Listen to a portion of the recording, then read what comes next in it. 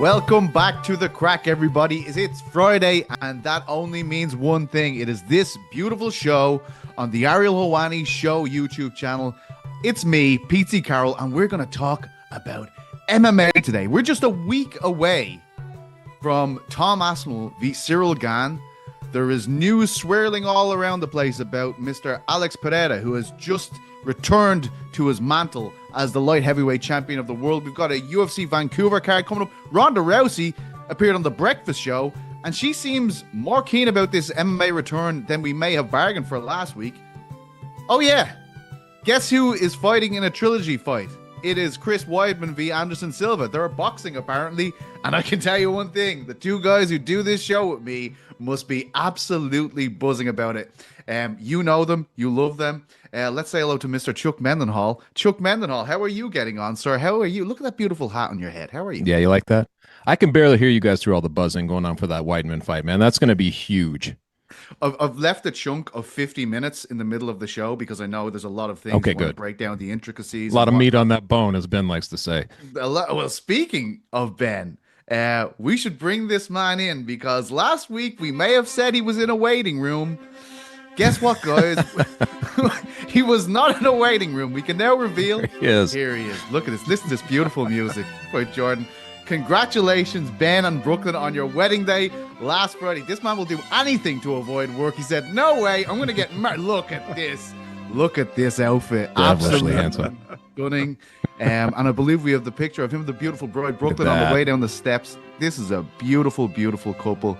Ben, I told him, by the way, I said Ben, on our thread on Slack, I was like, it's weird seeing you this happy, Ben, because this is not usual, you know? You know, that is a sentiment that has been expressed to me from a few different people who know me pretty well. And I'll tell you what, that'll make you take stock of your life a little bit and make you think about what's been going on with you over the years. Because that's just like, once I hear it, I got to admit, I don't disagree with what you're saying.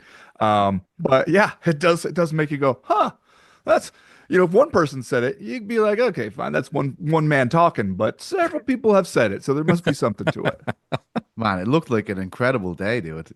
Fantastic time had. I see the great Chad Dundas was there for the co-main event. A wonderful time had. Can we just talk, give an insight into Ben, how we heard he was in fact getting married? Just, you know, midweek, he goes, hey, Petesy, just want to let you know, can't do the show Friday, getting married. Ben, unbelievable, unbelievable laid back dude. I wish I had this way about me. How did you manage to seemingly put this together so quickly without anyone knowing and have it look so goddamn cool? I'll tell you what, see, this is the only reason I sent you that text was because when I looked at it, I was like, the ceremony's at noon. We record at 11 my time. It usually goes 12:15 or so. And I was like, okay, it looks like I'm not going to be able to.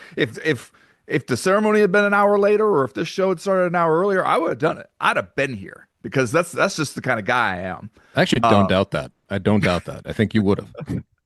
Everyone in the background running around, come on, we gotta go. And he's like, hang on, just want to weigh in on this last. Who am I picking for this main event this weekend? Unbelievable, man. Well, congratulations. You both look absolutely fantastic, and we wish you many, many happy years together, as I'm sure you will have. But let's burst that bubble immediately and speak about MMA, the thing that we've dedicated our lives for collectively about 50 years among us, I'd assume. Both of you have wrote about the first topic I want to bring to our attention today, because as I said at the top of the show, Tom Aspinall v. Ciryl Gane is next week, and based on what I've been hearing from my American friends, not a huge amount of buzz for this one across the Atlantic, but alas, it is happening. And another thing that's happening is constant conversations about Alex Pereira and his apparently very, very soon to happen move to heavyweight. John Jones, the White House, all this is happening. Chuck Mindenhall, we'll start with you. Here it is there. There's his article that's on Uncrowned Mode. It's simple. Alex Pereira's next fight should be against John Jones. He goes through all the possibilities. He talks about Khamzat Chimaev wanting a piece. Obviously, Ankalaev being right there, a trilogy fight with him. But it is John Jones and this entry to heavyweight that has tickled your fancy, Chuck Mindenhall. Yes. Tell me why. And doesn't it seem like the Ankalaev fight is like the trilogy, which should be kind of like, well, they got to resolve this thing, right? It's 1-1, and that is like maybe 12th on the list of fights for Alex Pereira at this point. I just was looking at it, and you're like, if you're not going to give, like, if he's going to make a leap to heavyweight, right? If he's going to make that leap, and he's looking, because I think he fractured his foot. I don't know if that's been 100% confirmed. I know that's what he thought he had done in his fight. And he's going to be out, and it's going to be, until next summer, possibly the White House card. What else are you going to do with him at this point? I know that, like, with Tom Aspinall, we want to kind of put, and I know we're going to talk about that a little later on, you kind of want to, like, have something on his horizon should he get by Cyril Gane. You want something big there. But I think if you're getting a one-off, right, from Jon Jones, and you're not sure you can trust him beyond that, which is where where Dana White and the UFC has been with this, especially after Dana went on that whole, and I point this out all the time, like this whole media tour where he's arguing about his GOAT status, his pound-for-pound status, only to have Jon basically say, like, nah, man, take the belt, and 2 weeks later be like, nah, I'm coming back, and just to kind of, go back and forth and really kind of humiliate Dana in a weird way, man. And if you can't trust him to be in a title shot, right, if you can't throw him against Aspinall in a fight like that, not knowing what the future would hold beyond that, I just think you got to make this fight. By the time you get to June, which I think is when they want to do that White House card, Pereira will be, I think, 1 month away from turning 39. If you're not going to do it now, you're probably not going to do it. Well, and Ben, would you agree with that? Is this the natural thing to do? I saw your mailbag piece where you've argued, and correct me if I'm wrong, that really the heavyweight division needs Alex Pereira at this point. We need some verification for a champion like Aspinall. We have known about your fears that awaits beyond a potential Cyril Gane win next weekend in Abu Dhabi. Does the heavyweight division need Poatan, need this superstar? I don't know if it absolutely needs Alex Pereira, but it needs Tom Aspinall. And it is going to need something for him to do, because it needs him to beat Cyril Gane. Well, the question that kind of set us off was somebody wrote in and they were like, am I crazy for thinking that a Cyril Gane win next weekend would be a lot more interesting, would open up more interesting doors for what we could do in the heavyweight division? And I was just like, no, it would be a disaster and a crisis of legitimacy. If he wins the fight, he wins the fight. Good for him. That's the thing that separates this from pro wrestling, is that the stuff we want to happen or we think makes sense to happen doesn't always happen. But I think if you picture the situation right now at heavyweight is that, you had a champion in Francis Ngannou who was the lineal MMA heavyweight champion. And then he walks away from the UFC with the belt. So we got to grab a new belt out of the supply closet. We have Jon Jones and Cyril Gane fight over it. Jon Jones beats him easily, just cuts right through Cyril Gane like a hot knife through butter. And then you turn around, Jon Jones, instead of doing the fight that would make the most sense against Tom Aspinall, handpicks his opponent in Stipe Miocic, an aged version of Stipe Miocic, all very calculated on Jon Jones's part. He wanted to get that name on the resume, stick that pelt on the wall, and then leave. And that leaves us in like a bad spot for the heavyweight division. Tom Aspinall gets promoted to heavyweight champion, and it's kind of just good luck for the UFC that they had him sitting around as interim champ, already a believable guy as heavyweight champion. You look at Tom Aspinall and you go, yeah, that seems like that might be the baddest big man on the planet. And you have him to carry you forward and to kind of bridge that gap of legitimacy that you lost when you lost Francis Ngannou. But if he goes out there and if he loses to Cyril Gane, people are going to be looking and saying, well, Gane is 0-2 in title fights. Lost to both Francis Ngannou and Jon Jones, the two guys who we would have otherwise called heavyweight champion if they hadn't just pieced up out of the UFC in their own various ways. And so if you have Cyril Gane now with the strap around his waist, I don't know if anybody's looking at him and going, yeah, that's the best heavyweight on the planet. Because we've seen that he is not the best heavyweight on the planet. He's very good, but there's nothing that we've seen. If he beats Tom Aspinall, especially, people will just go, all right, Tom Aspinall was never as good as we thought. And I understand the logic that people are going, hey, if Alex Pereira were to go up to heavyweight, Pereira versus Gane is a fun fight stylistically and probably a more winnable fight for Pereira at heavyweight. But that's not necessarily how I think we ought to be viewing it. Because especially, I saw Chuck making the case, and I understand the case a lot of people are making for Pereira versus Jon Jones. I kind of think Jon Jones just beats him kind of easily, just on the wrestling. I kind of think stylistically it's a terrible matchup for Pereira. I understand why people are excited about it, but for me, if you had Pereira versus Tom Aspinall, that is assuming Aspinall successfully defends the title, then you have a legit champ versus champ fight. You have Pereira trying to do something that's never been done before and becoming a three division UFC champion. That to me, you can sell that one to me a whole lot more than you can sell Pereira versus John Jones, who win or lose is probably just gonna leave again as soon as it's over. Like that one just seems like a dead end to me, and it's just not nearly as interesting as the stakes in Pereira versus Aspinall. Ben, can you imagine the 1970s, somebody writing into your mailbag and saying like, I think Ron Lyles should beat, Muhammad Ali or whatever it is. Like this would be like saying like, let's get one of the lesser players of that golden era of boxing. Let's put them with the belt while these other like the big names, because we have all of these, John Jones, right? Like you've got Aspinall and you've got Ngannou out there, but yet we want this guy to be holding the belt. That would seem a little bit like we're at the masquerade, right? Like that would not seem real to me. So I don't understand that logic. I get it from a lens of Alex Pereira coming up, sure, because then you're like, well, everybody kind of looks at Cyril Gane and is like, well, I could probably beat that guy, and that's just an unfortunate, place he's in, like you mentioned, 0-2. And it's crazy to me. Like Cyril Gane he's almost like the stand-in for everything that Aspinall wanted, right? Like because he's already got his shot at Jones. He's already got his shot at Ngannou, and Aspinall can't get any of these guys. And I think that's one of those weird things where now you're just kind of throwing the remainder of the math into the situation. If he beats Gane, you kind of want to see him against one of those guys, right? Like that's where it has to head. If it's not heading in this direction, we're not looking at the best of the best here. Yeah. Sorry, go ahead, man. Yeah, I mean, I agree with that. And I also think that the thing that you have in Tom Aspinall that you want to capitalize on is we're excited about him, but we also feel like in some ways he's still an unknown quantity.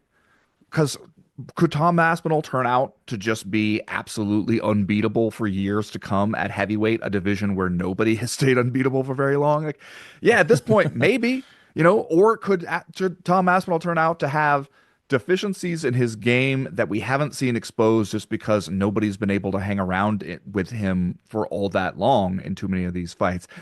That also seems like a possibility.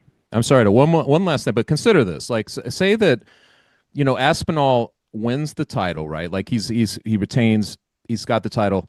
When you look at the rankings, the way they exist right now, he's already beaten, Gane is 1, right? So now he will have beaten 1 through 4. He will have beaten 1 through 4 already. Like people have said he hasn't fought anybody, but you're like, he's fought all the dudes that are basically in the top of that space right now. Volkov, who has a fight coming up. The only guy he hasn't would be number 5, I think, or 4. I think he's number 5, Gelton Almeida. That would be the only guy. There we go. There's the graphic. Like that's the only guy on that list that he hasn't fought. So you can see it's unusual for a guy to finally realize a title and already have kind of cleaned out the cupboards in a lot of ways. So it's like this is a very unique setup. If he does get it, and that's why it really is imperative. I think you're 100% right. You need him to be there as kind of a dangling carrot for one of these other guys, but he's imperative. If you start to get into the Cyril Gane era, we're in a like a almost like a woodwork kind of division at that point. You made a point about Pereira and the fact that he wants to fight Jones, and Ben's kind of talking about I'd love to see him fight Tom Aspinall. I agree with you on that, Ben. But I couldn't help but notice that Poatan was very specific after this fight. It was not, I'm going to heavyweight, guys. It was, I'm fighting John Jones. He obviously very respectful given that John's brother had recently passed away. But Chuck, as a guy, who's in the same neck of the woods, he's go to the same bowling alley, all this kind of stuff. Yeah. Do you Built think different out here in Connecticut, It's just... Do you think Pereira could have his arm twisted into a Tom Aspinall fight, or is it the legacy fight with Jones that he's after? Because I can't help but feel that there is this importance, there is this need for verification for some reason to come from another weight class, given the state of heavyweight. But it is also striking me that Tom Aspinall is the champion of the division, but he seems to be the odd man out as well, which is a crazy situation to be. Nobody wants to fight him, Pete. It's just, I think that, like, given how, so Ankalaev was supposed to be the first big test for Pereira in the sense of the wrestling, right? Like, well, he's a big guy, he's going to wrestle. We didn't really see it, but although he did kind of dominate the first fight in kind of outpointing Pereira, but this one he goes right at him. And so if you're going to because everything plays out in prospect in the fight game, everything's built on the hype.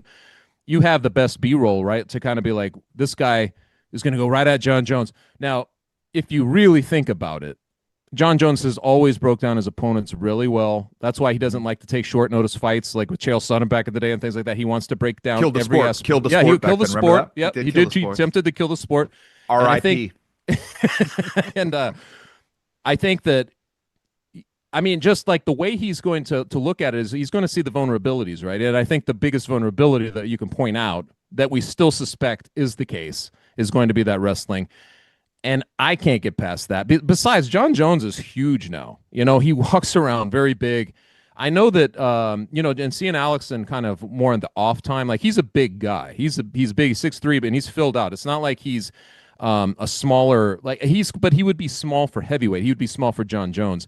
And it's tough for me to see a scenario where he's keeping it standing and keeping it in his danger zone for too long in that fight.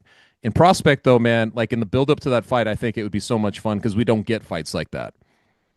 Wouldn't it also, though, can you imagine being Tom Aspinall and if you defend the title against Cyril Gane and then the UFC is investing in a big build-up of Alex Pereira moving up to heavyweight to fight the guy who wouldn't fight you, and you're just standing around here being like, how many damn rubber duckies do I need to hold up on camera? Not to mention the White House car. Shame one of you guys into coming over here and fighting me, damn it. Because especially, You're right. I agree with you that like John Jones is a smart fighter, has such a smart fight IQ that he is going to see those openings in Alex Pereira's game. The only hopes you would have that he would choose not to exploit them would be ego. That he wants to go out there and prove, like, I don't have to take him down. The other hope he has an ego. I don't think he's pretty egoless. Yeah, fair point. The other hope you have is that even while he was totally dominant in that Stipe fight, you just watched John Jones moving around the cage a little bit, and it was a stark reminder, oh yeah, time is going to do its work on John Jones as well. He is not any more ageless than the rest of us, even if he is kind of a once-in-a-generation athlete for MMA. He is a slower and slightly diminished version of himself, and that's only going to get worse the longer he stays out of the cage. Plus, we know that when he is out of the cage, he doesn't exactly take the best care of his body at all times. And so those are the hopes you have if you're Alex Pereira. Now, wait a minute. He's going to come in undertrained, maybe not terribly motivated, and he will have left his best stuff on the nightclub dance floor. And those are all real possibilities. Ben, do you think we'll feel any better about this situation next week, right? Like, say everything goes according to plan to some extent. Tom Aspinall is the champion of, he's beaten Cyril Gane. He has retained his heavyweight championship. Will everything get cleaned up? Will we all suddenly be like, everything makes sense? We suddenly have our North Star back. He has shown the world that he can beat Cyril Gane. Is everything going to make sense next Sunday morning? I think that it gets closest to making sense if Tom Aspinall goes out there, especially if he knocks out Cyril Gane, does one of those Tom Aspinall specials. Then I do think we're going to pretty quickly find ourselves in a crisis of who do we have him fight? Because as you said, it is uncommon, especially at heavyweight, to see a guy get to the top and have beat so many of the top contenders already getting there.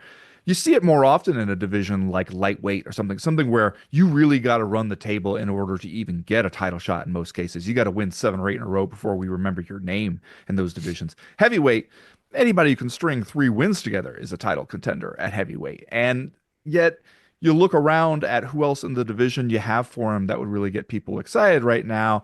There's not a ton there. And I do think if you're trying to put together a White House card and you want a heavyweight title headliner to really say, that's the kind of thing that the masses understand. And that's who you should be trying to market toward for a card like that is going to reach outside the MMA bubble. People understand heavyweight championship of the world. If you say light heavyweight championship, you say welterweight championship, they kind of go, I don't know if that's like the real stuff or not. Heavyweight championship, everybody knows what that is. And if you had a situation where you could do a British champion versus an American challenger or something. Too That would perfect. be great for the narrative. Would have been slightly better when we were trying to do it to celebrate like America's birthday and not Donald Trump's birthday, but still, it would I mean, work as a narrative on the White House is lawn. it the leverage? Like, do you guys think like so? John Jones didn't want to fight Aspinall, but let's Aspinall goes in like you're mentioning, Pete. Everything gets set to right where he's like, boom, he reminds everybody. Is that kind of like, okay, you want it on the White House card? We told you it was 1 in a billion chance. This is Dana White saying this, but now I'm going to give you that one chance, but it's going to be against you got to fight the guy. Is that the leverage that they need? Because honestly, wouldn't it magnify the absurdity if he doesn't want to fight him on the like a White House card? Wouldn't that Yeah. just magnify this whole thing? It would be if you're trying to give him the benefit of the doubt that he's not ducking, which at this point feels nearly impossible, that would certainly solidify it forever, wouldn't it? That like he gets his wish, but he doesn't want to fight Aspinall at that point. Yeah. See, I think it would. And I mean, I think that the leverage wise to get John Jones to do it is because he has put himself in such a weird position as like a has. supplicant now. He had Yeah. everything. He had the ball was in John Jones's court. He was the heavyweight champion. He was in a position to make huge financial demands. The UFC could even get a little outside help to come in with the money bags and make that fight happen. And he still said no. And then to turn around so quickly after that and be like, actually, I want back I in, know. but for this one event. And the roles then totally flip where the UFC says, no, thanks. We can't trust you with this one. And he's in a position instead of being like, you come to me and put the blank check on the table and I'll think about it. Now, instead, he's saying pretty please. And the UFC is saying, I don't know, man. Can't So trust like he's screwed himself so much. This would be the one way to kind of help himself out if he was like, yeah, sure, let's do the Tom Aspinall title fight and let's go. Having said all this, congratulations, Cyril Gahn, on your big victory next Saturday night, right, Pete? I mean, it's right there, guys. It's a huge fight. The king of Europe will be decided, not just the heavyweight division, but the king of storied rivals, England and France. I'm already just getting my feet. John Jones may ideas. take that fight for free if he can at that point. But like just before we move on, like it's the most right Dana White seems to be about something in quite some while, having some reservations about John Jones with this massive card that's going to happen on the president's lawn or whatever, right? Like that is like you can't just expect to have Alex Pereira waiting in the wings in case this doesn't work. Like that's holding up everything. That's just not one division being destroyed. It's two, right? Like if you're also putting remember the McGregor thing with the lightweight title, like that's what it would feel like if we start doing that with Pereira. And I think Jones and Pereira are the same age, aren't they? They're both like 38. Yes. They turn 39 next summer. They're both the same age, so they're in the same boat. Well, You've got just a little bit left out of each guy here. The other thing is that if you can't, for one reason or another, make Pereira versus Jones, you do have other stuff. Like, as much as I think Pereira probably goes out there and wins another fight with Yuri Prohaska, damn if I wouldn't watch it. Yuri Prohaska just ends up being so much fun. He's just such a wild man, such a weirdsmobile that we are grateful to have in this sport. Good And way of saying it. the thing is, even though I don't believe he beats Alex Pereira, I believe that he believes he will figure out a way this time to beat Alex Pereira. So, like, if none of these dream come true plans come to fruition, and just looking at how things have gone with the UFC making the absolute biggest fights, history suggests that we shouldn't get our hearts set on the number one choice. You do have other stuff you can do with Alex Pereira. Third fight with Yuri, we'll still watch that. That'll be a lot of fun, even if it's been tilted in one direction so far. Tom Aspinall trying to find a fresh heavyweight contender. If you can't get John Jones back in there, that's probably a little tougher. Or Carlos Olberg can't even see the title with ordinary binoculars. He can't even he should be like the number one guy, right? Like we're not even mentioning the guy. You just gotta show up, weep as your biggest rival, retains his title, and you become. No one's gonna argue with you. You know what I mean? Did you see him celebrating his birthday at the restaurant with his friends, where they hand Yuri a cupcake with a lit candle in it? He holds it up. Everybody says, "Yeah, Yuri, it's your birthday." He goes. You think he's gonna blow out the candle? Oh no! He's gonna thank his friends. He's gonna eat his cupcake. I know where this is going. Then he just stuffs the lit candle portion. he makes a gesture to blow it out, but you can see as the candle disappears into his mouth, there's still some fire on this candle. Oh my God. And he eats just the candle. Just the Wow. candle. And that just feels like it doesn't feel performative coming from him. It feels like, yeah, it's probably what it's like to hang out with Yuri. You know, He's Fun going dude. to maintain He's a that fun calorie dude. deficit, he's just man. he, You know what I he's mean? gonna do some stuff like that. You know what? Yeah, I'll watch that guy in another title fight, even if he's already 0-2 against the guy. Yeah. Yeah, he's undefeated aura, as I've said endlessly. Like, I mean, Ulberg, you're a beautiful man, no doubt about it. But aura-wise, you in that shot is perfect, where it shows Yuri like clenching his fists, weeping, and then it just pans to Ulberg, and he's like, "You're like, yeah, that's why we're talking about Yuri, mate." Oh man. We have more things to discuss. We're going to hit that ad break so we can pay Chuck and Ben their huge boatloads of money that they demand to be on this That's right. show. And then we're going to come back and we're going to talk about, yes, the one you've been waiting for, Weidman v. Anderson 3. Yes, big guy upstairs.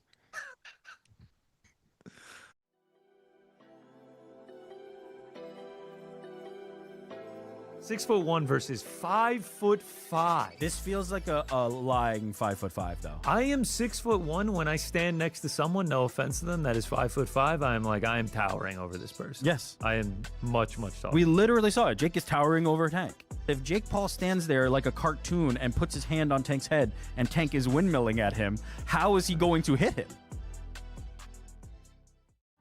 Alabama's just different now. I don't know if they needed to taste their own blood. I don't know if they needed to have their competitive character called into question. Whatever it was, it worked. The classic "Here we go again," which is eternal now. It's just evergreen for Georgia fans when they play Alabama. You don't believe in ghosts. You don't believe in goblins. You don't believe in any of that stuff, but you believe in Alabama if you're a Georgia fan. It's got to be a nightmare because it doesn't even matter how good you've looked. Here we go again. Is Jordan Love okay, man? Like, that last play was one of the most baffling things that I've ever seen in terms of like game management, where he just threw it to the back of the end zone as time was about to expire and luckily landed out of bounds with 1 second left. Getting the touchdown, it would have been sweet if he scored, but wow, that was so risky and so unnecessarily risky too. The way it ended has to also mean something. You still have to hold these guys accountable. At a certain point, if we actually believe that Penn State is going to turn the corner and be a real national title contender, like, you want to see them win that football game, and they just did not do it again. If the game would have ended the way the third quarter ended, like, we would be like, what the hell was that? But that's the fun thing about football. There are 4 quarters, and oftentimes the fourth one's the most important.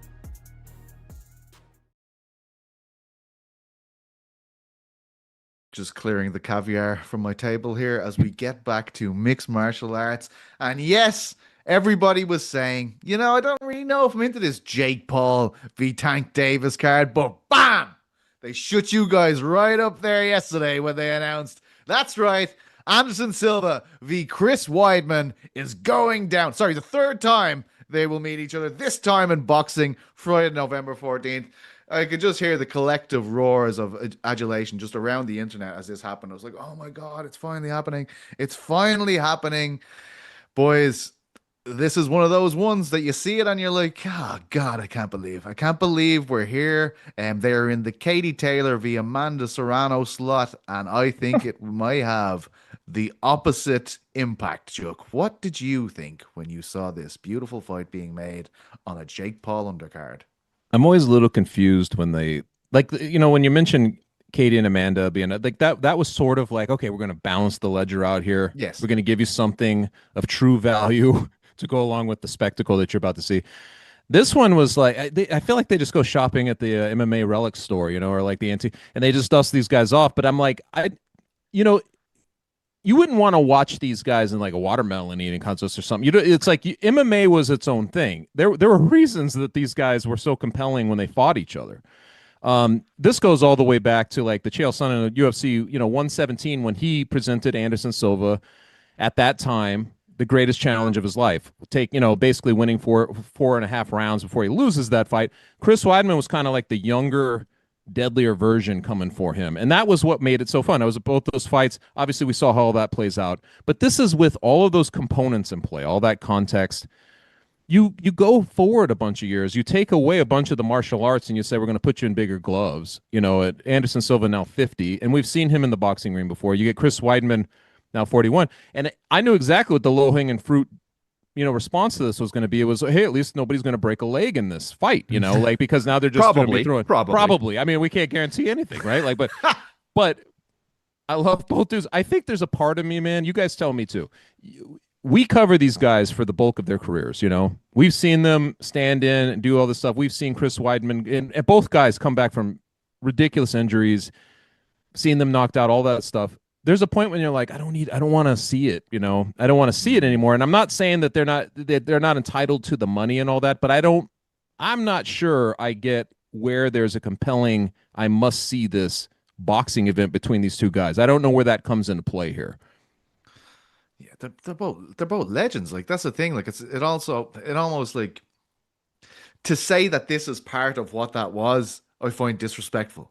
Do you know what I mean? Like, these guys are savages. I'll never forget reacting to that first fight, how unbelievable it was. As you said, Weidman on the way up, Anderson, this seemingly unbeatable guy, and for the way it played out. And then we're seeing it here. Like, this, Ben, what I'm thinking is, like, who actually does want this? Like, who was sitting in the MVP head office going, what we're going to do? I've got it.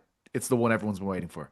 It's Weidman Anderson. Like, who does want this? I do see your argument about it being disrespectful, because it does kind of feel like the Beatles are reuniting to play a game of Monopoly. Like, and so you're like, it's not really the same thing, you guys. But I do think it's smart for what they're trying to do. The whole Jake Paul and MVP brand, and it's sort of found its way over the years by seeing what works, what do audiences respond to, what doesn't work. They excel at getting you to watch stuff against your will. Putting together these kind of fights where you're like, I want to think of myself as the kind of person who doesn't go in for this crap. And then when it's Friday night, and it's on Netflix, I ain't really got to do anything. You probably have Netflix already, like, you want to watch that Charlie Sheen documentary. It's crazy, by the way. I do recommend that one. Yeah. You're already watching stuff on Netflix. It's Friday night. It's on. You might not get us with Jake Paul versus Tank Davis just because it's ridiculous. Aside from the ridiculous visuals that you get at the press conference, the energy you get is that Tank Davis looks like he's doing community service out there. He couldn't look any less interested in being there. And so that one is not really on its own maybe going to get you to sit through the fight card. But if they were to open the card up with Anderson Silva and Chris Weidman, and you'd be curious, right? Especially because you feel like, similar to, remember when Tito Ortiz and Chuck Liddell had that fight at the Golden Boy event, and that one was sad. That one was really sad, because you watched Chuck Liddell walk out for that one. You watched him stand in the corner and shadow box, and you went, oh no. I know. It's so true, man. Nothing left. But it's like it's the same kind of thing where you were like, Chuck was 2-0 against Tito when it mattered. But now, just through the way each guy's skills have aged, was the one time Tito Ortiz could get a win back over Chuck Liddell. Again, disrespectful. A win he did not deserve to have over Chuck Liddell, but a win he nonetheless got. Yeah, and this is kind of the same thing in a way, where you're going, all right, Chris Weidman won those fights when it mattered and ended the Anderson Silva title reign. Nothing's really going to change the way that chapter of MMA history shaped up. Now, though, Anderson Silva's got that boxing experience. He is, still considerably older than Chris Weidman. Weidman's had some health woes, all that kind of stuff. Doesn't really know a whole lot about just the classic sweet science. Maybe Anderson Silva can get a win back now over this version of Chris Weidman in this sport. And it also feels like, I know we're joking about the broken leg thing, but there is a part of me that kind of looked at that matchup and went, I feel like probably nobody gets too badly hurt in this one. Yeah. I feel like we probably box each other to a 6-round decision, That's a horribly low bar you're putting up there. It is. But if your only goal is to get me to turn on Netflix on Friday night and just check it out and see how it's going, then maybe I stick around for the other fights after that. Like, I do think it kind of succeeds in doing that. And it succeeds in a almost nefarious way. It feels like a use of the dark arts. And yet that's what they've been really good at. And I think that's what they're kind of going to be missing with the Jake Paul Tank Davis thing. Cause I'm going to be like, it's the kind of ridiculous I feel like I could skip instead of the kind of ridiculous that I almost hate watch, you know? You're not a little bit intrigued by Tank Davis. So giving up all that size, going in there, just watching him try to outbox this guy. Come on. That's going to be fun, isn't it? It just seems like he doesn't give a shit Oh, he doesn't. about the entire thing. Dude, I watched the guy take a knee in his last. So I was in the arena when he just decided to take a knee. And I'm like, yeah, this guy doesn't give a shit even against world title fights. Yeah, when he's losing, like Lamont Rush. I mean, I agree with you 100%, but that actually kind of, in a strange way, feeds into it too. Like his indifference towards this is such a bizarre thing to go into this fight with. It's just kind of just Ben saying this. Yeah. Tuning into a boxing match. No one gets hurt. Yeah. But we can all admit if Anderson does win, right? Like it's all even Stevens, right? Like we're pretty quadrilogy. Let's go again. I mean, how are we going to find out who is the better guy? Well, then we got to put on the singlets and have a wrestling match. Yeah. That's I'm here with for the RAF. I mean, come on. Do more like so? Weidman and Anderson are, two of the best middleweights who we've seen in the UFC. Like they're both savage fighters, both legends of the sport, and we see them in this situation again. And maybe this is because, we're in the sport, and I know that elite boxers do this as well. Mike Tyson being a prime example with Jake Paul only not so long ago. But do elite MMA fighters go back to this, go back to competition more than elite boxers, do you think? And obviously, as I'm saying this, endless examples are coming to mind here, like as in even Manny Pacquiao recently, right? Like it just feels like, I don't know, these Jake Paul promotions, veteran MMA stars are not coming away looking fantastic, and I feel like this is another situation where they won't.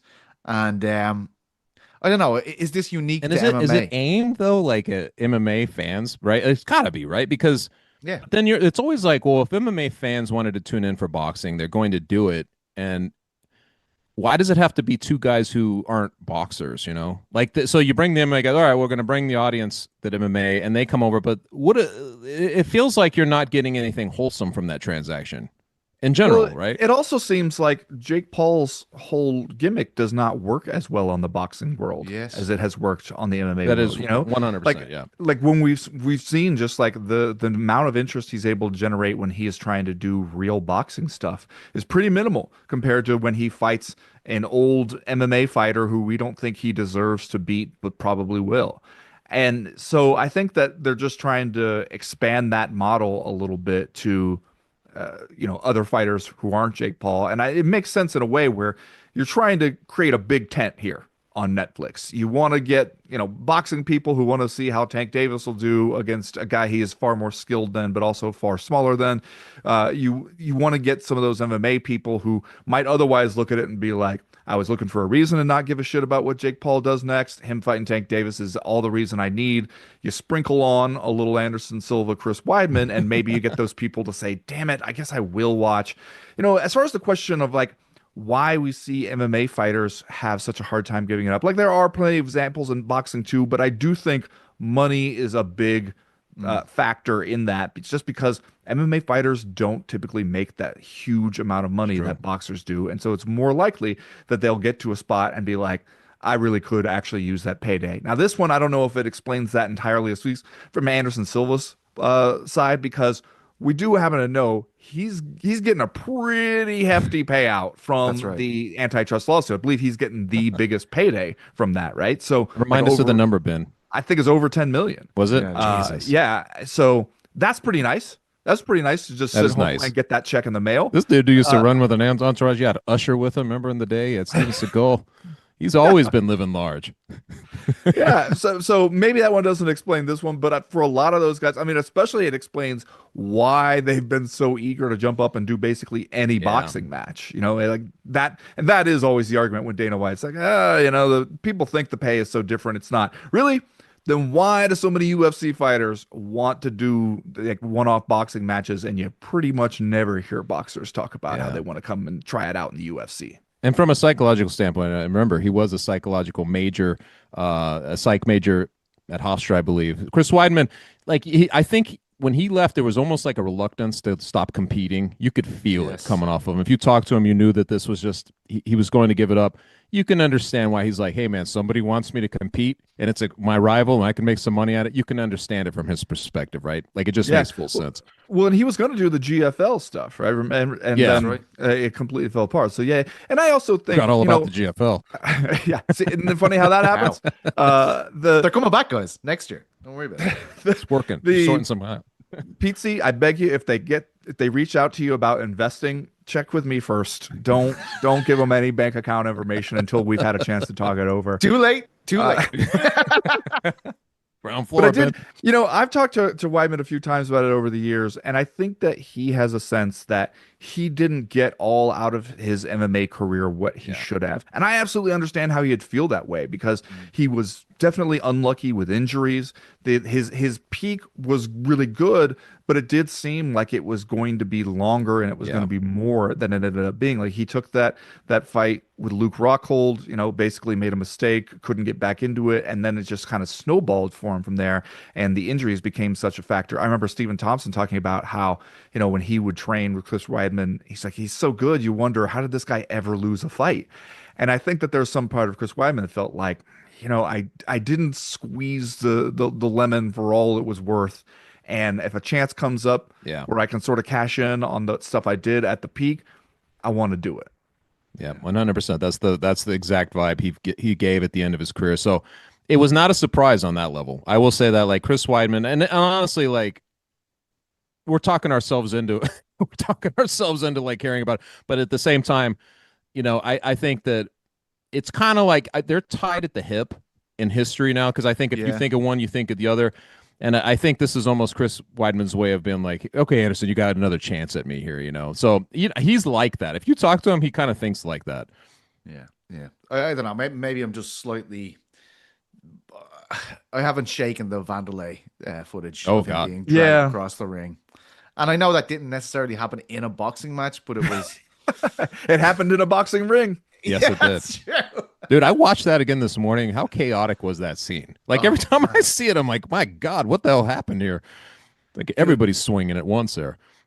That I got sent that the day I was going to that NFL game in Dublin, and I just like I've said it on Ariel's show many times. Like Vanderlei was my entry level drug to MMA. Like when my brother showed me that guy ripping people apart in Pride as a teenager, I was like, well, I am going to have to get me some of this. And see him being dragged across. I was genuinely sitting in the bed, like watching it, and I was just like, I'm not going to be able to shake this. For weeks. And when I was in San Diego a few weeks ago, and I went to Chris Lieben's gym, and I was talking to him for that story that I ended up putting up, and he mentioned that as well, where he was just like, it made me so sad to sit and watch Vanderlei. He fought Vanderlei. He did that to Vanderlei. And and that was even back then, that was still what we were regarding as a diminished version of Vanderlei. And he was like, to see him do that, where you're just like, what are you doing? What are you really going to get out of this realistically? You shouldn't even be there.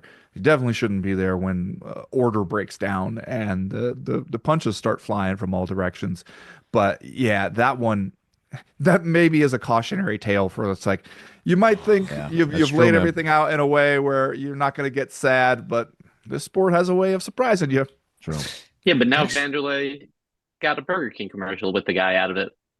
Is that Dude, what? I was going to ask. I saw this. I think Guilherme shared it on Instagram, and I watched it. And I was like, was this done in the lead up to the fight, or is this actually happening beyond the fight? You know what I mean? Like, obviously, they must have shot it beforehand because he doesn't have any massive cuts or swelling to his face. But they are sitting there, like, eating Whoppers together in this ad. And you're like, well, it actually speaks to how big the event was, too, right? Like, if you're getting Burger King sponsorships off this, like, this is a pretty mainstream event. And for that then to happen at that event, it's just, it's so insane, dude. But listen, speaking of people coming out of retirement, we have a bit of a theme going on the show. We did a lot of this last week too, Chuck. Ronda Rousey on The Breakfast Club. What's your man's name? Charlemagne, the god, whatever his name is. The god, yeah. Yeah, he was on there. Charlemagne. Is that his name? Charlemagne. Like Like the He's very famous irritating. European ruler. Yeah. Yeah. He's a very irritating guy. I'll tell you that much. I watch him interviewing people and I'm seeing a lot of the time. Like, someone slap him. Sorry. Let's have a look at this quote from Ronda Rousey. They're like, you look so good because I'm the greatest ever. Of course, this is what happens when I train. I look great. Sorry, I don't have to have a plan for world domination in mind. We have another one, I believe. But Mike Tyson coming back and being the biggest fight of last year just kind of proves that I don't think anyone's really ever done. Ronda Rousey speaking. You're reading into it, Pizza. You're reading into it.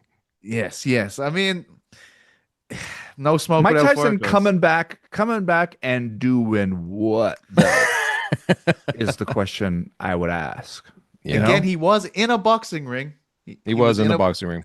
And he walked away with a check. So that is also nice, I'm sure. And if that's what we're talking about, then fine.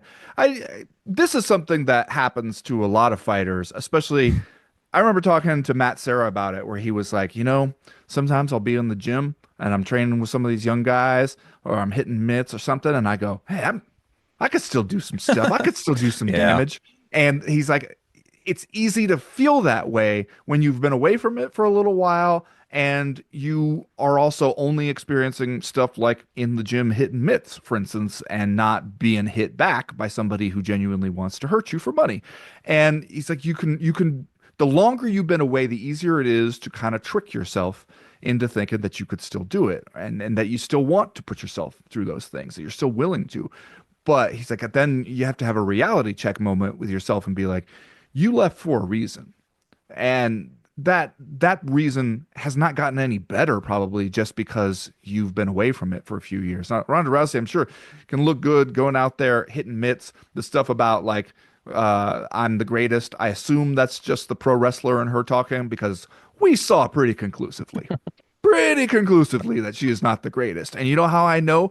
Because she got the crap beaten out of her by the greatest, by Amanda Nunes, who is unquestionably the greatest women's MMA fighter in history. And we are never unquestionable about anything when it comes to naming goats in the sport. But that's the one that everybody agrees on. And so if she wanted to come back, have like a one-off boxing match, make some money, sure, fine. Like the greatest in terms of what the attention that she brought to women's MMA, sure, I'll give her that too. But let's not act like this is, you could just throw on some boxing gloves, show up, and be an elite boxer for Ronda Rousey. If that's not what's happening. She was on the cover of Ring magazine back in the day, Ben. That's right. Let's not forget that. Joe Rogan said that she would beat Floyd Mayweather. So, Yeah. Ben, what are you talking about, mate? I mean, we all got excited, you know? In retrospect, we all at times get a little carried away in this sport. So that's fine.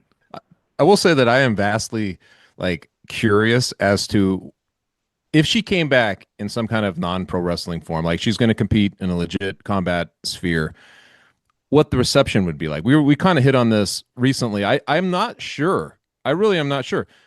Have enough of the people who, really had it in for her left the game or just kind of don't care anymore about it. Like, where's her status at this point? Because, I think she went over to pro wrestling and, if you talk to people within those circles, I don't think she made the kind of splash they thought she would. I don't really think that she was like the superstar that they thought that she might be in that sphere. So if she comes back, if it's MMA, if it's boxing, it's just it's a curious thing because she caught lightning in such a bottle. And she's right when she says, I saw portions of that interview, and I know she was like, my proudest thing is that I kind of busted the doors open for women's MMA, for women to be doing this. That's hard to deny. I mean, in a greatness scale, that is like 100% part of her legacy. That's the biggest part of her legacy. But I'm like, how does that translate? If she does come back, she was such a polarizing figure by just the way she handled everything. But I was a person who was around when she was doing this. So were you guys. But there's so many people within our sphere now. They're newer to the game. I'm not even sure what her reception would be. And if that happened, it would just be fascinating, I think, to see how people are perceiving her and kind of where that all goes. What is the perception on that? It's just I'm with Ben. The lasting image in my mind is well, it was definitive. It's fairly resolute. She got beat very badly by Amanda Nunes to the point where you're she's not going to be able to compete at this division.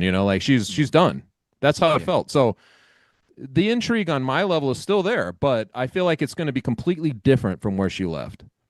Yeah, I mean, the lasting image in a way also is her walking through the airport with the pillow over her Oh my face. God. You know, like After she the home left the thing, yeah. sport Oh. pretty bad in that sense, because it was just like, you know, it was very easy when you were on top and you were dominating people. Then you ran into a couple fighters who could hand you a couple losses, and she pieced out. And that was like, that's also got to be part of the story, because I mean, the contrast is, I remember Misha Tate getting absolutely smashed by Amanda Nunes at UFC 200 and showing up with a badly broken nose that was actively bleeding under an ice pack, and she still showed up to the press conference and answered questions. And like, that was a horrible, resiliency that you could see, that it's, but when it turned out, like when things got tough, that Ronda Rousey didn't quite have in MMA. If she were to come back and fight somebody just for a paycheck, just, you know, for fun, it should be somebody who is in a similar position one way or another. Don't have her go to boxing and fight a real boxer, because that'll be sad. No, that She'll would be get bad. absolutely wrecked. Don't have her come back to MMA and fight somebody who is really still actively in this world, because she'll get wrecked there too. The thing that I heard thrown around, right, where I almost hesitate to say it out loud, because as soon as I heard it, I was like, that's disturbingly possible, is her and Gina Carano. That's the one. That's yeah. the one. That's That's the one. the- Because they were always talking about that. It was always in Yeah. the back of people's minds. And you could see them each talking themselves into believing, like, well, I'd beat this version of her. Right. You could also see, you know, a promoter, whether it's the UFC or somebody else, looking at it and being like, people would pay for that. And it wouldn't have to mean anything. You could still hype it up as if, you know, two MMA women's pioneers. Yeah. It could seem like it means some stuff on paper. They could also be at a point where neither one of them is going to absolutely outclass the other one in a way that makes us feel dirty for having watched it. Like, you could work with that True. one. There's some part of me that's just like, it wouldn't be playing to the better angels of our nature, I'll say. Would you rather see that or Weidman and Silva? Which, to be honest, if they could plug one of those into that co-main event, which one are you going with? What, we're doing boxing with Gina Carano? Yeah. Oh, Jesus Christ. I mean, I guess I'm still very excited about Weidman and Anderson and what the future holds. Ben, we went to the comments on the post with Ronda Rousey. It was MMA Fighting's post, and we got to tell you, mate, there is some intrigue from the boxing world. On Air Jordan, hit them with the graphic. Do we have? Look at that. Do you see who those eyeballs belong to? No, I can't don't. see that. I see something. Can I tell you who that is? I just With want the to say, eyeballs? before the show, we said we were not going to use this because it's so hard to see. It is Katie Taylor with some eyeballs. It's Katie Taylor I'm like with this some with eyeballs. them. Katie Taylor with the eyeball emoji underneath this. I saw Mike Tyson do it. Now, just for the record, No. the likelihood of Katie Taylor A, having a phone, and B, taking out the phone, You think seeing that's Ali? an Is it interview- Ali? It's Ali. Yeah. He's a menace. Somehow he's got her sign on. We think it's very unlikely, but however, this is how this goes. And honestly, we were just talking about it with the Jake Paul cards. Can you honestly tell me that Jesus. someone in Jake Paul's office isn't going, Katie Taylor v. Ronda Rousey? It'd be a lot Inbox. smart. It'd be smart for them to investigate that. I mean, This is sad for us. This is sad. This is all it takes.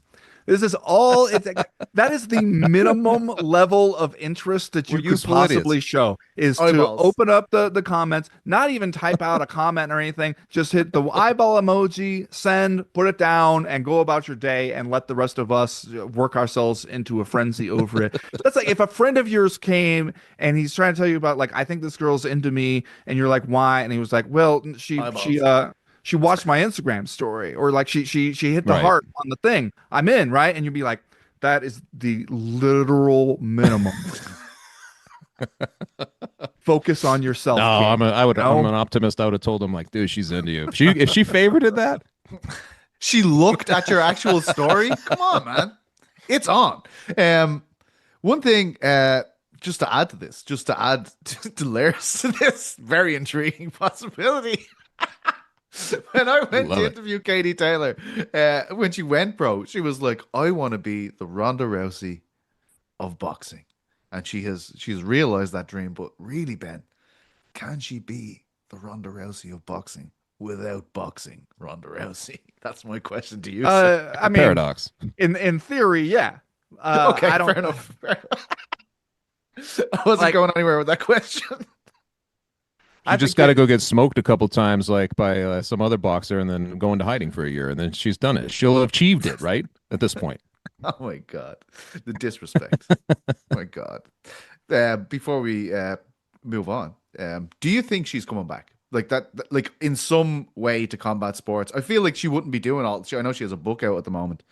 She already had a book out, right? Her sister wrote the book. Yeah, no? she's had a couple. Yeah, this one's like a graphic novel or something, right? I haven't really checked it out, but it was on the show.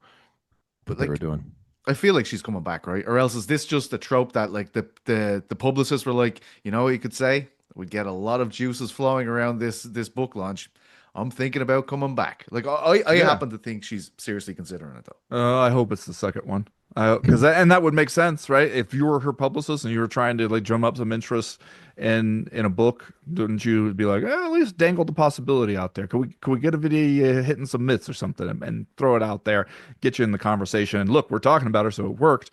We even mentioned the book, which none of us knows the name of, but no, the book. So that is like more possible. There's a part of me that just feels like if you were coming back for what is the question, like, and I would hope that at the very least she would be honest with herself about what it was that she was hoping to get out of it, because you're not gonna add really anything to the MMA legacy at this point. Like you might get another paycheck out of it, extend the life of the celebrity a little bit, and if that's good enough for you, then okay, fine. But also, didn't we just hear her talking about the extreme brain trauma? Yeah, that's what I was going to point out. Shit, I forgot all that's about what I'm that. saying. Like she's been citing these neurological issues, and that's why she knew her career was done. So, I mean, if she comes back, I'd be like, okay, what are we just shoving all that aside for the time being? Well, and it's not like there's not a history of that too, right? Vanderlei came back and had that boxing match, and we heard him talking about how he thought that, you know, he was among those in the court filing saying that he thought he was dealing with the brain trauma stuff. Fabricio Verdum was mentioning that, and then he was going to go fight in the GFL. So that has happened before, but it's also not great. And especially when it was like she presented that brain trauma stuff as here's maybe what contributed to the premature end to my MMA career. You kind of can't have it both ways there. If you're going to be like, my brain was so messed up, I had to stop fighting, and I also maybe would have won some of those fights I lost if it wasn't for this brain stuff, and then to show up and be like, I have decided I'm ready for more brain trauma. Yeah, you know, I will say, if she does, we've seen it. I think what part of her transcendence was when she was as big as she was she was so defiantly competitive, you know, like just about everything. So I feel like if she's still got that, and I think she does, like even in that interview you're mentioning, Charlemagne, is that his name? She still kind of like presents herself, you know, with that air of defiance, this defiance about her legacy, defiance of who she is, defiance about. And I think that sometimes, like when you hear that, that's why I won't be surprised if she shoves aside everything that we've talked about and says, I'm going to do it again. I wouldn't be surprised for that reason alone. I just think that part of her is still intact. Yeah. She is not a do-nothing bitch, guys. Okay, no, that is the last thing that she's not. Is a do-nothing bitch. Who was it? Who was it? Beyonce? Beyonce. That's right. Yeah, that was at the height of everything, wasn't it? What hysteria in those days. What a legend. Yeah. Jordan is telling me the book is Expecting the Unexpected. Always a great idea to have a cliche phrase as the title of your book. Is that Travis in the top left there? This looks like an old 50s horror film or something. It's a graphic novel, it seems. Thank you, On Air Jordan. It seems. That. We're gonna again, the lads. We need to get the money in their pockets. You know what I'm saying? What do you want me to do? We got UFC Vancouver to talk about, and your super chats, which I have never forgotten and never will. And we'll see you in 2 minutes, ladies and gentlemen.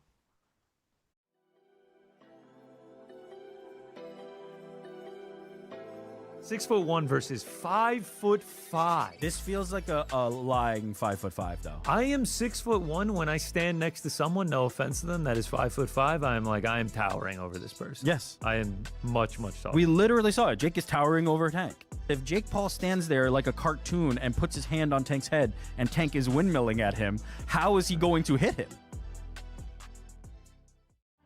Alabama's just different now. I don't know if they needed to taste their own blood. I don't know if they needed to have their competitive character called into question. Whatever it was, it worked.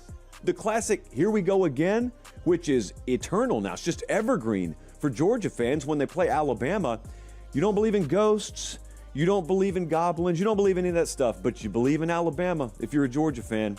It's got to be a nightmare because it doesn't even matter how good you've looked. Here we go again. Is Jordan Love okay, man? Like, that last play was one of the most baffling things that I've ever seen in terms of like game management, where he just threw it to the back of the end zone as time was about to expire and luckily landed out of bounds with 1 second left. Getting the touchdown, it would have been sweet if he scored, but wow, that was so risky and so unnecessarily risky too. The way it ended has to also mean something. You still have to hold these guys accountable. At a certain point, if we actually believe that Penn State is going to turn the corner and be a real national title contender, like, you want to see them win that football game, and they just did not do it again. If the game would have ended the way the third quarter ended, like, we would be like, what the hell was that? But that's the fun thing about football. There are 4 quarters, and oftentimes the fourth one's the most important.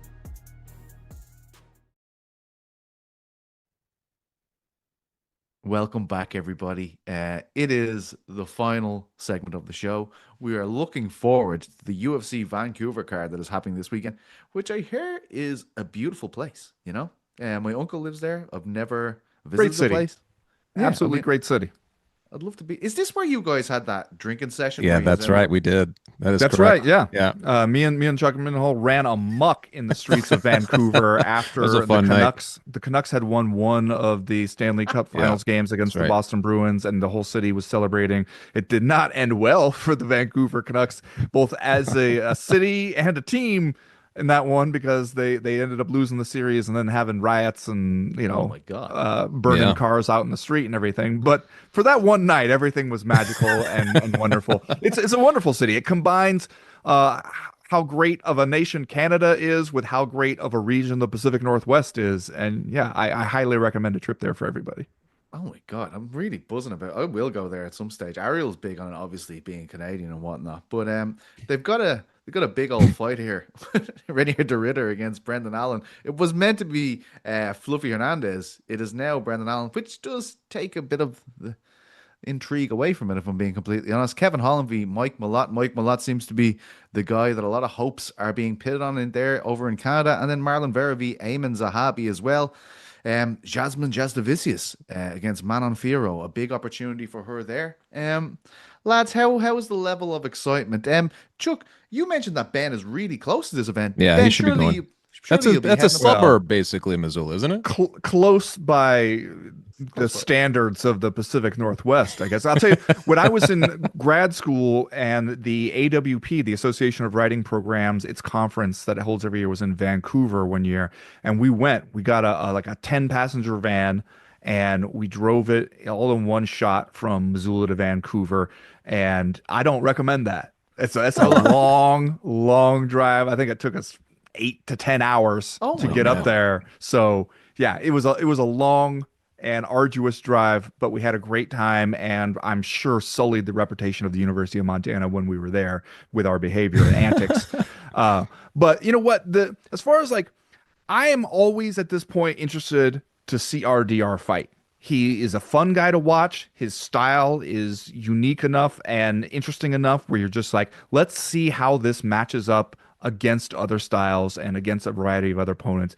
It does lose a lot, though, because it felt like when they announced RDR and Fluffy, I was just like, that is the fight of like the two, guys on the come up in that division. Let's see who's going to be the guy. That was, and also like going to be a really interesting style matchup. This one feels like it only matters if RDR wins. If Brendan Allen goes in there and pulls off the upset, all we've really found out is, okay, well, the hype train has kind of derailed for de Ridder. And otherwise, like, it just feels like, okay, we're hoping that he can do what's available to him to stay on that path. But as far as what it actually means immediately for the division, you lost a lot when Fluffy had to pull out. Yeah, he's kind of on the reverse end of it now, right? Because he was the derailer of hype trains going in the Bo Nickel fight, and also like obviously with the Whitaker. Not that he was, on on some kind of winning streak, but to win those fights, it was like, okay, this guy's for real. We should be paying attention to him in this division. And Fluffy would have been the natural escalation to that, and he would have been in that same role. Now it's kind of reversed because it feels like now he's got something to protect, which is his standing, which kind of came out of nowhere. So it has been a lot of fun. And unfortunately, in the fighting, this is kind of where you end up sometimes, and it's like those are the stakes. They're very esoteric. But if RDR loses, you're like, oh man, now we lose this kind of strange momentum that we didn't know that we wanted that we have right now. Yeah, it's yeah, I really like RDR, and I think I was underwhelmed by him initially in the UFC, but he's blown us out of the water now with the likes of the nickel fight and things like that. He looks really good. There is interesting things happening for the divisions in these fights. There's obviously, I mentioned him a lot. He's not quite there, but Kevin Holland obviously always in the mix. It would be a big win for him, but I think Zahabi has a great shot of kind of pushing himself up the rankings here. So does Jasdavicius against Firo. Firo, obviously a contender, former challenger. Jasmine trying to get herself into those situations. One thing I will say, lads, I talked to 39-year-old Davy Grant, who is turning 40 in 2 months, and I have never, I can't remember the last time I spoke to someone that is so happy about being in the UFC, seems so in the moment. Like a guy that's just like, he's like, oh, I'm not even considering retiring. I've just relocated my family to Las Vegas, actually. And yeah, this is the greatest thing of all time. I can't believe that I'm doing this for a living. It's absolutely amazing. And I'm just like watching him. He's in the midst of a weight cut. He's absolutely beaming. Like, he's like, my family are so happy in Las Vegas. Crazily, he initially took a long time to convince his wife to move. She runs a business in Durham there in the UK. Took a lot of convincing. Initially, he went to Dubai. He's like, we're going to move to Dubai. Spent 2 weeks in Dubai and was like, you know what? Actually going to go to Vegas now. So completely put the family through a loop. But wow, did he need to go to Dubai to so that Vegas would seem like it's not that hot? Maybe he is of a similar complexion to myself, Ben. So he was struggling out there, regardless. Absolutely. Yeah. But you know who else? You know who else is beaming like that? Who? Happy gets just the guy right over there. That guy, Ben Folks. Look at him. Is beaming, married now. He is.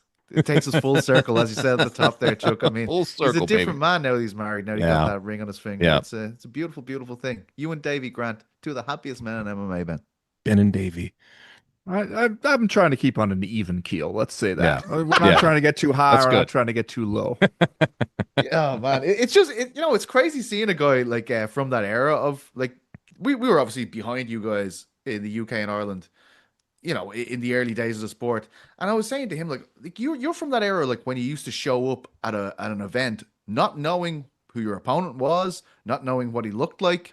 And you find out basically you get on the scales, you stand beside the scales, and next of all, you're like, right, you're looking around going, I wonder which one it is. And he's in the UFC. He's excited to get his free gear bag full of stuff. He's fighting Charles Jourdain. He is an underdog, as he always is, but this could make it a 3-fight win streak for him. I will have that.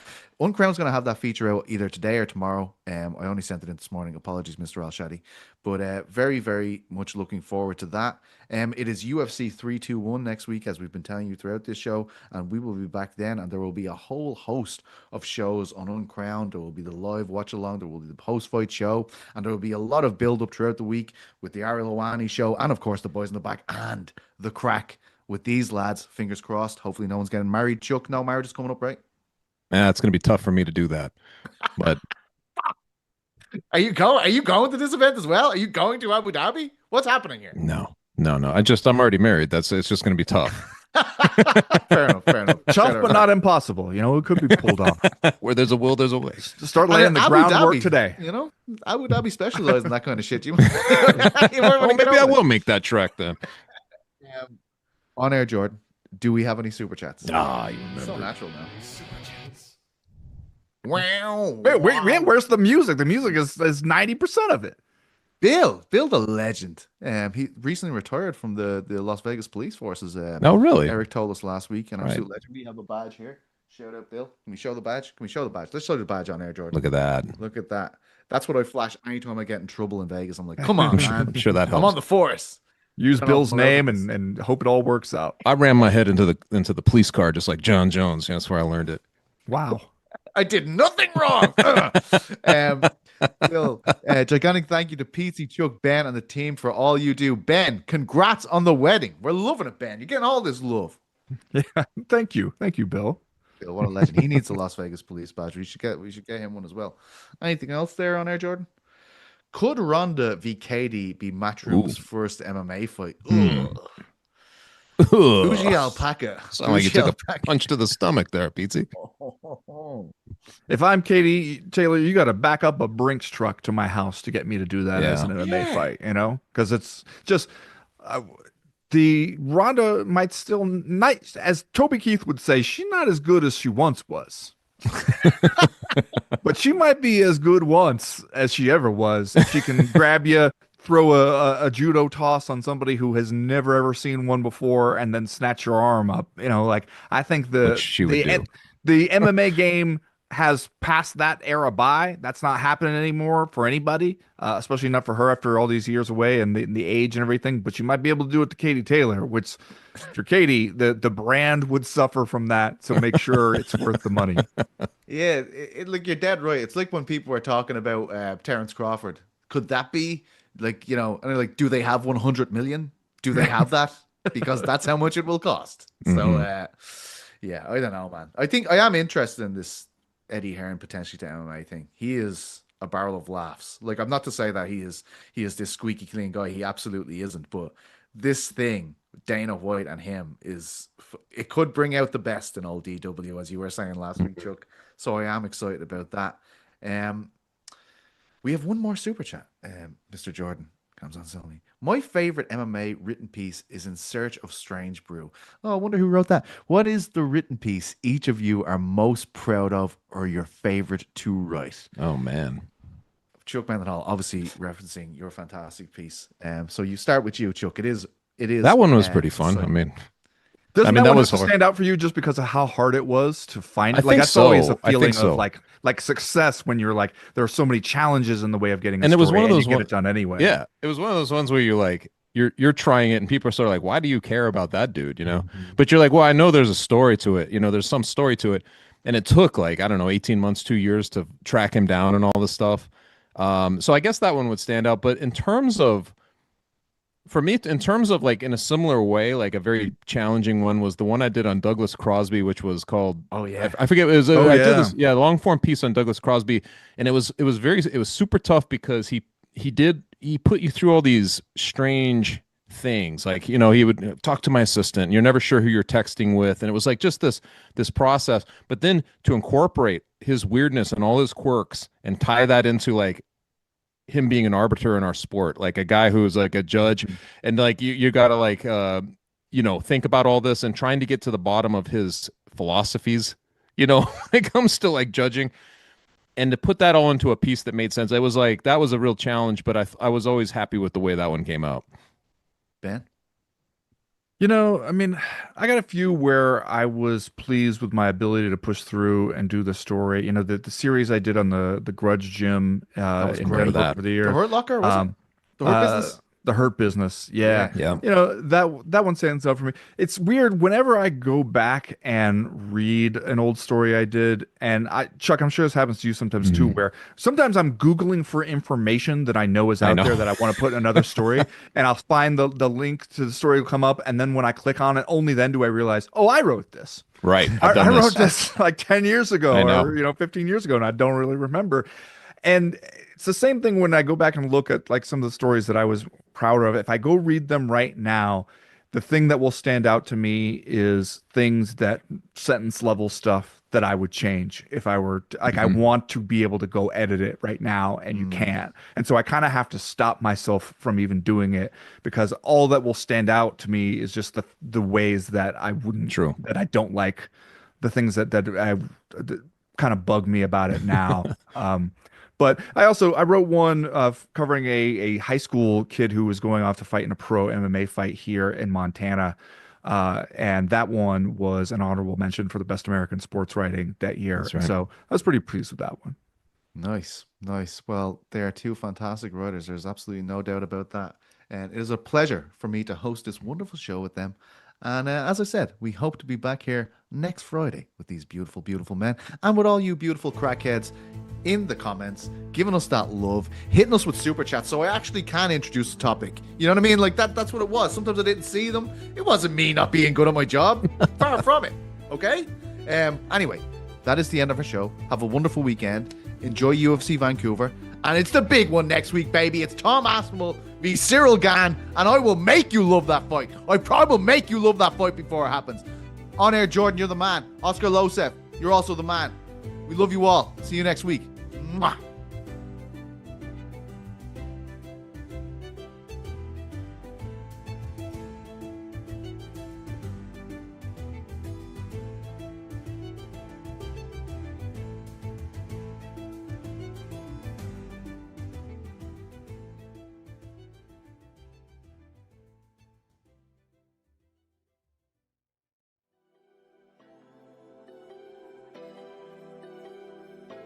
...6'1" versus 5'5". This feels like a lying 5'5" though. I am 6'1" when I stand next to someone, no offense to them, that is 5'5". I am towering over this person. Yes. I am much, much taller. We literally saw it. Jake is towering over Tank. If Jake Paul stands there like a cartoon and puts his hand on Tank's head and Tank is windmilling at him, how is he going to hit him? Alabama's just different now. I don't know if they needed to taste their own blood. I don't know if they needed to have their competitive character called into question. Whatever it was, it worked. The classic "Here we go again," which is eternal now. It's just evergreen for Georgia fans when they play Alabama. You don't believe in ghosts. You don't believe in goblins. You don't believe in any of that stuff, but you believe in Alabama if you're a Georgia fan.